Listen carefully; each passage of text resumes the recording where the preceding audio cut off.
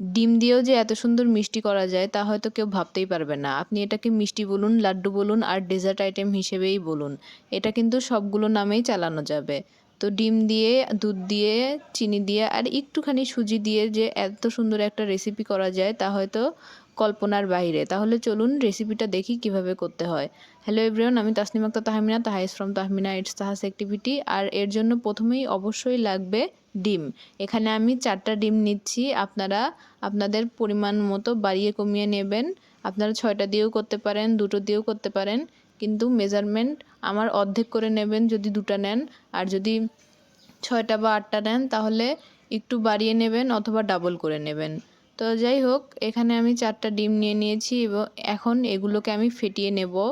দেন ফেটিয়ে নেওয়া হয়ে গেলে এর মধ্যে ঠান্ডা দুধ দিয়ে দিব।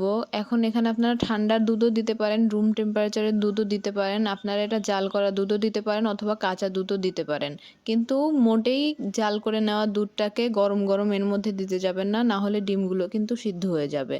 তো যাই হোক, দুধটা দিয়ে দেওয়ার পরে এখন ভালো করে মিশিয়ে নেব। এখন মিশিয়ে নেওয়ার পরে চুলার দিকে চলে যাচ্ছি। এখানে আমি একটা প্যান সামান্য গরম করে এর মধ্যে 1 টেবিল চামচের মতো সাদা তেল দিয়েছি এবং 1 চা চামচের মতো ঘি দিয়ে দিয়েছি। আপনারা চাইলে শুধু ঘিও ইউজ করতে পারেন, এখানে একটু বাটারও ইউজ করতে পারেন, আবার শুধু তেলও ইউজ করতে পারেন, সমস্যা নেই। তবে মিষ্টি জাতীয় জিনিস ঘি তো থাকবেই মাস্ট। আর এই তেলে আমি সামান্য বাদাম ভেজে নিচ্ছি। এখানে আমি চীনাবাদাম আর কাঠবাদাম ইউজ করেছি। আপনারা চাইলে কাজু, পেস্তা এরকম অনেক বাদাম ইউজ করতে পারেন।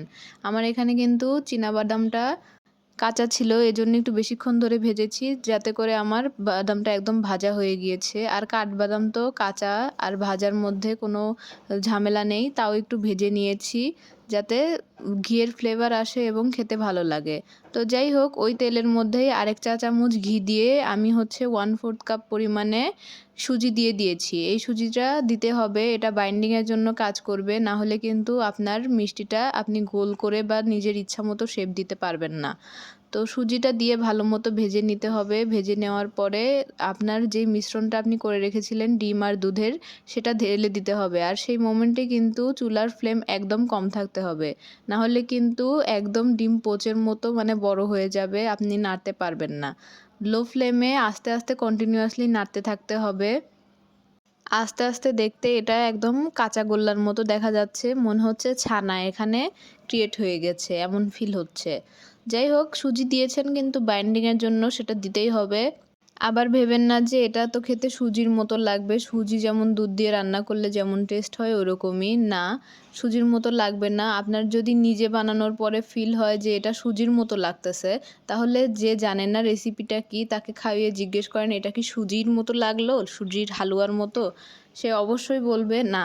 যেমন আমি বানিয়ে আমার হাজব্যান্ডকে জিজ্ঞেস করেছি, আমার সন্দেহ ছিল, সে বলেছে যে না, এটা সুজির মতো ফিল আসেনি, এটা অন্য কিছুর মতোই লেগেছে। যাই হোক, এর মাঝখানে আমি যখন রসটা শুকিয়ে গিয়েছে, টেনে নিয়েছে, তখন আমি 1/2 কাপের মতো চিনি দিয়ে দিয়েছি। এটা আমি টেস্ট বাড অনুযায়ী দিয়েছি, আপনারা আপনাদের স্বাদ অনুযায়ী বাড়িয়ে কমিয়ে দিবেন। আর চিনি থেকে তো পানি ছাড়ে, এজন্য এটা একটু আগে দেওয়াই ভালো, রসটা টেনে আসার পরপরই। কারণ এখনও কিন্তু আমার এই হালুয়াটা একদম প্যান ছেড়ে দেয়নি, এটা কিন্তু প্যানের গায়ে লেগেই আছে, মানে আমার এখনও কুকিং ডান হয়নি। তো এই মোমেন্টেই দেওয়া উচিত, কারণ চিনি তো আবার রস ছাড়বে। তো যাই হোক, এই মোমেন্টে আমি একটু ভ্যানিলা এসেন্স দিয়ে দিয়েছি যাতে ডিমের গন্ধটা না থাকে। আপনারা চাইলে এলাচের গুঁড়া দিতে পারেন বা যে কোনো এসেন্স দিতে পারেন আপনাদের মন মতো। তো এই ভ্যানিলা এসেন্স দেওয়ার পরে আবার একটু নেড়ে নিচ্ছি। এবার এটাকে কন্টিনিউয়াসলি নাড়তে হবে। এটাকে ঠিক ততক্ষণ পর্যন্ত নেড়ে যেতে হবে যতক্ষণ পর্যন্ত না এটা প্যানের গা ছেড়ে দিচ্ছে। দেখুন এখন আমার এটা প্যানের গায়ের সাথে লেগেই আছে। এটা একটু সময় সাপেক্ষ। দেন এই নাড়াচাড়ার মাঝখানে যে বাদামটা আপনারা ভেজে রেখেছিলেন সেই বাদামটা যে কোনো মোমেন্টে দিয়ে দিতে পারেন। দেন বাদামগুলো দিয়ে আবার নেড়ে চেড়ে নিতে থাকবেন একদম প্যানের গাও ছেড়ে দেওয়া পর্যন্ত, আগেই বলেছি। তো যাই হোক, এটা একটু সময় সাপেক্ষ ব্যাপার, তাই ভিডিওটা বড় হয়ে গেছে, সেই জন্য আমি ভিডিওটা কাট করে দিচ্ছি। এই দেখুন এটা দেখতে ঠিক এরকম হবে, মানে প্যানের গাও ছেড়ে দিচ্ছে, দেখতে পারছেন, আর লেগে লেগে নেই প্যানের গায়ে। এখন চুলাটা অফ করে দিয়ে আমি এটাকে ঠান্ডা হতে রেখে দেব। কাজ কিন্তু আমাদের শেষ, এখন শুধু শেপ দেওয়ার পালা। এখন কথা হচ্ছে গরম গরমটাতে তো আর হাত দিতে পারি না, আর শেপও দিতে পারি না। এই জন্য আর কি ঠান্ডা হতে রেখে দিলাম। ঠান্ডা হওয়ার পরে একটু উষ্ণ গরম থাকা অবস্থায় শেপ দিয়ে দিচ্ছি। আপনারা চাইলে একদম ঠান্ডা করেও এই শেপটা দিতে পারেন।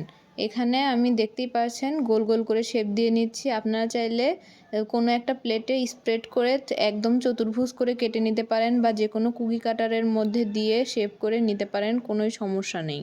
তো যাই হোক, এভাবে এক এক করে সবগুলো শেপ দিয়ে নেবেন। আর এই হয়ে গেল আমার ডিম মিষ্টি। খেয়ে দেখলাম খুবই মজা হয়েছে। তো আজকের রেসিপি এই পর্যন্তই। দেখা হবে নেক্সট কোনো ভিডিওতে। একটা ইউনিক রেসিপি শেয়ার করলাম, আশা করি আপনাদের ভালো লেগেছে। আসসালামু আলাইকুম।